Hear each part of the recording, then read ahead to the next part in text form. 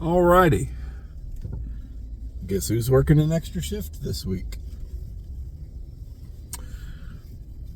I got a text from a coworker Monday evening apologizing for the late notice, but asking if I could cover. And I said, no apologies needed, and yes, I can.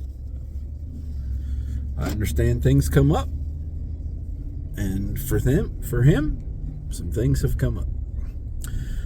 So, anywho, I'm going to work on a Wednesday. Now, after work, as is normal for Friday as well, so I got to get Pops to dialysis. It's the only downside. It seems like the only days I can never get extra hours is Monday, Wednesday, Friday.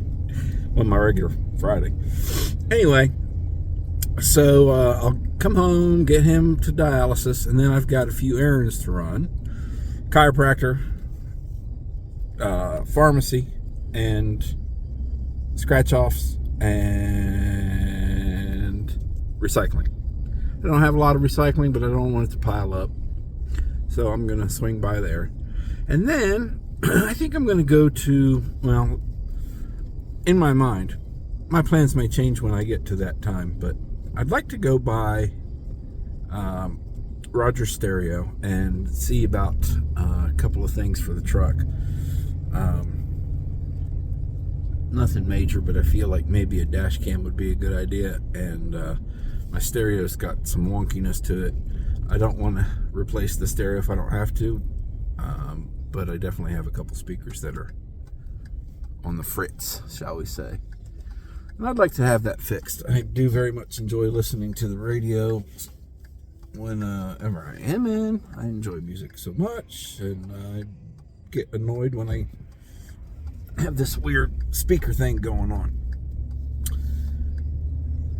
So, yeah, I think I've mentioned that before, but I'm going to try to make today the day. Let's see, I got to turn the AC down a little bit. It's actually quite comfy, but man, maybe it's because it's blowing right on my face. How about that? Yeah, that's probably better. So that's my Wednesday. The only thing I'm not caught up on at home is laundry. I still got laundry to fold for Walt. I don't know why I get so lazy about folding his laundry. Hell, this week I was lazy about folding mine too. Maybe that's what it is. I'm just behind. Anyway. Oh, what's going on here? Lights are out at the intersection. You have a flashing red, I have a flashing yellow, so you have to sit. Yeah, okay. Nice doing business with you. So that's it. See ya. Alrighty. Pops is at dialysis. It's been an interesting morning.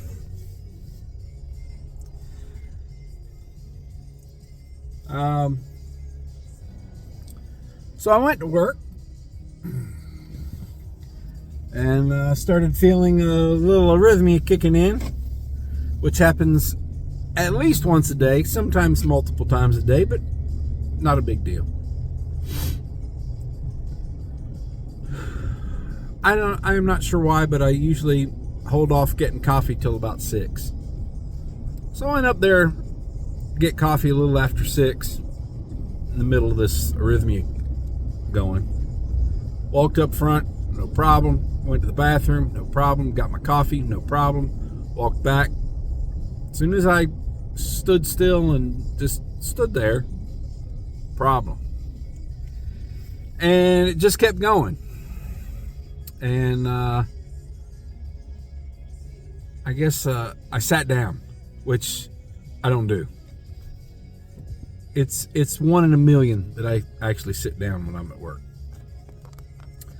And after a couple minutes, one of my regulars, he sees me sitting there, and I guess I was maybe not looking great either. If I had to guess, I was probably a little pale. I don't think I was sweating at that point. I got a little clammy later, but that ended up going by the wayside. But this guy just kind of gives me the know what you call it. Just the kind of look, and I could read his lips where he's like, "You okay?" Yeah, one of those kind of things. And my dumbass said no. I should have just said yes and let it go. But so he came around the corner then, and I guess just to check on me. And I told him I've got a heart issue and it's just acting up this morning, being a little ornery. He said, well, at least we got Roy here. Roy's a doctor. And I just kind of chuckled. And then I told him, I said, yeah, Roy is a doctor of mathematics. And he probably would be able to help, but not the way the other guy thought he might. I thought that was kind of funny. Anyway, then I had a coworker poke his head in at me. He saw me sitting there too, and I could tell by the look on his face he was a little worried. He might have overreacted a little bit. Anyway, he went up front, told the guy up front, who I knew was going to overreact, which is part of why I kept saying, no, you don't need to let him know. No, don't worry about it. I'll just go up there. I said that a couple of times. I'll just go up front. Besides, the AED is up there. If it gets worse, then what better place to be than right by the defibrillator? Oh, and then, so the guy from the front desk comes back, phone in hand. He's on the phone with 911. I'm like, oh, shit. This is exactly what I was trying to avoid. And I didn't think it through. I guess I should have. But my thought was, I'll go out front. At this point, I'm starting to feel a little better. Certainly not as bad as it was. And I thought, well, I'll walk up there, and that will keep people from being in the room seeing what's going on. I'll just go ahead and walk up there, and if an ambulance is on the way, I'll be there waiting for them. Didn't stop to think that meant I'd be out front with first responders doing whatever to me in front of everybody that came in the building instead of just the people that were coming to my room. Oh, what a mistake that was. Because every now and then I would just look and notice somebody walking in, and of course they can't even see where they're going because they're staring at my ass, sitting there with EKG leads on my chest, and 1, 2, 3, 4, at least 5 first responders. Damn. Yeah, the ambulance was beaten there by the fire truck. Now, I didn't even notice if the ambulance had siren going. That fucking fire truck sure did. And I thought, oh my God, they're not only telling everybody in the Y, they're telling the whole fucking neighborhood. Ugh. I've had so many health issues. And in a place like the Y, I guess partly because I've been there for so long, there is no expectation of any kind of privacy.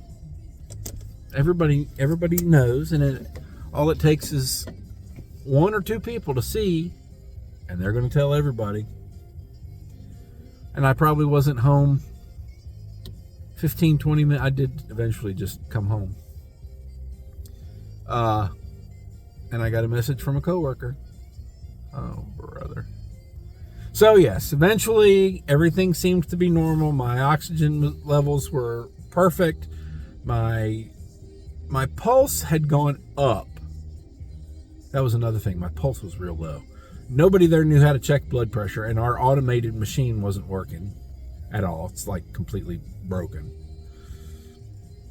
So nobody could do it manually. And I used my cardio, or I guess it's called Kardia, the Kardia, the little portable 2 fingers on 2 things where it checks your pulse and rhythm and all that. And it said that the first time I did it twice. The first time it said my pulse was 170 something and there was no arrhythmia. But you could see on the EKG there was an arrhythmia, which is so weird to me. A few minutes later, I did it again. And this time it spotted numerous arrhythmias and my pulse was still in the 170s. Which technically, I mean, based on the most simple way of calculating, 170 is above what's considered my max heart rate. And that's just the old formula, 220 minus your age. So, which would make 167 technically my max heart rate based on that method. But after sitting on a bench outside and the ambulance or fire truck and then ambulance getting there, and of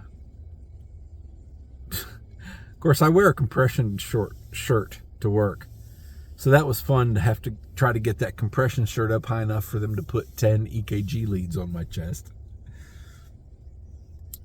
EKG came back pretty normal. Pulse was pretty normal. BP was pretty normal. Oxygen levels were pretty normal.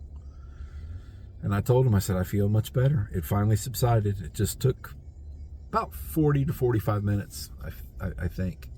I'm trying to not exaggerate that at all. I'm pretty sure that is no exaggeration. But that was my morning.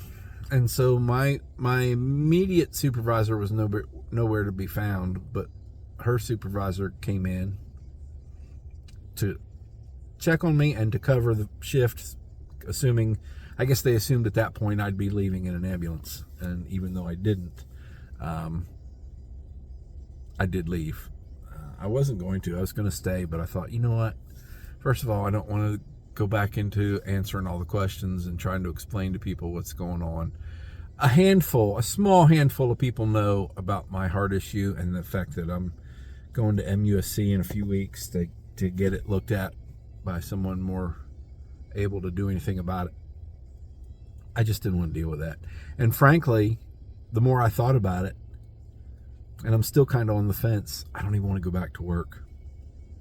I really don't. And I may actually go talk to them in person. I would like to talk to our executive director. He and I are buddies and have been for a long time. I guess I technically met him through the Y, but we've done things together outside of the Y. Namely played poker, but anyway, I'd like to sit down and talk to him and maybe see if they can work it out for me to have somebody cover for me till I get back from Charleston. But I've tried so hard for so long now to get more shifts. Figures this would happen when I'm covering for somebody working an extra shift. But it makes me not want to say, hey, I'll keep working my Fridays while this is going on. Because if it happens again, I don't want to have to do all that again. And maybe next time I won't wait so long, and because I very easily could have gotten in my truck and gone to the hospital. And I think really, to be fully transparent and honest, part of the reason I didn't was I didn't want to get the cardio version again. I hate to sound like I was a triggered little snowflake, but that was traumatic for me. Some lingering effects from the trauma of that are still in place all these years later. But yeah, that was kind of in the back of my head. It was like, fuck, I'm going to get hit with the paddles again. It's frustrating. My blood sugar's better than it's been in a long time. My weight's down almost as low as I've been in decades. Well, maybe not decades. A really long time. I gotta go. All right. So at Target for the pharmacy, I rather abruptly said I had to go. Well, my phone was ringing and it was my boss, who no doubt heard from her boss what happened, and whether she was encouraged to or not, she called me to chat about it. And then I went to the chiropractor. Still can't find my little scan card for that, which is annoying. I take pride in not losing that, but I've lost it. And as I was leaving, a lady said, "Excuse me, sir." I looked, and she said, "Do you happen to have any jumper cables?" And I don't know why I thought that was kind of funny, because I almost needed jumper cables for me earlier this morning. Anyway, so I jumped her battery. She got going. She was tickled. She was going immediately to get a new battery. Then I went and got my scratch offs. And then I went to Rogers Stereo. I don't know for sure, but I'm going to say that's probably the oldest, most well-known place in Greenville to get car audio. And I walked in, and there was one employee on the phone and nobody else. And I walked around and I looked at everything, and I walked back through again and looked at everything again. And as I started to circle one more time, I realized I wasn't going to get anybody to pay any attention to me. I know customer service isn't what it used to be, but damn, you can't even look up and say hi, or I'll be with you in a minute, or do you need anything, or kiss my ass. Nothing. And before I even walked out of the store, I Googled car audio in Greenville. And there are numerous places. Several of them have a higher ranking or rating than Rogers Stereo. So I thought, you know what? I'm just going to go somewhere else. Not today, but I'll go to one of these places. One that's actually probably the closest. Well, there's two of them close to my house. One of them was like 4.8 stars, whereas Rogers was 4.0 stars. Now, I don't know. I want quality equipment. I won't buy a off-brand stuff. And I want it done correctly. I'm willing to pay for it. I understand I might end up spending more money than I would like to, but I'm committed to doing that because I do love the radio. I love listening to music. I was just really surprised by that. I thought, you know what, in this day and age, because especially with car audio, y'all are all selling the same brand stuff. Everybody's selling Kenwood and Rockford Fosgate and JVC and Pioneer and Sony and whatever.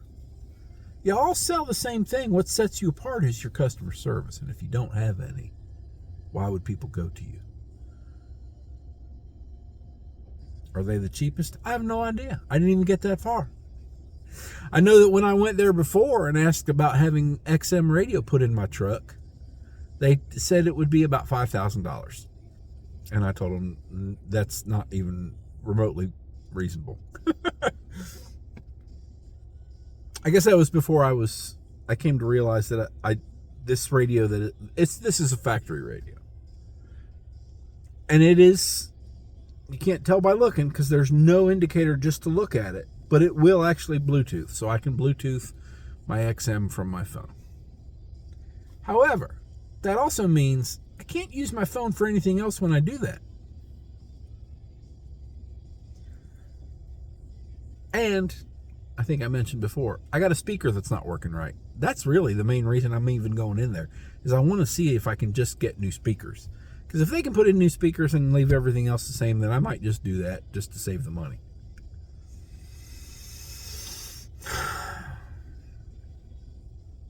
I would like a dash cam too, though.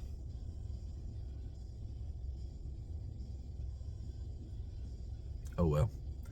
Last thing before I go in the house, I just wanted to show you a little bit of excitement that seemed to be going on at Riverside High School today. Hope it was nothing serious. Enjoy.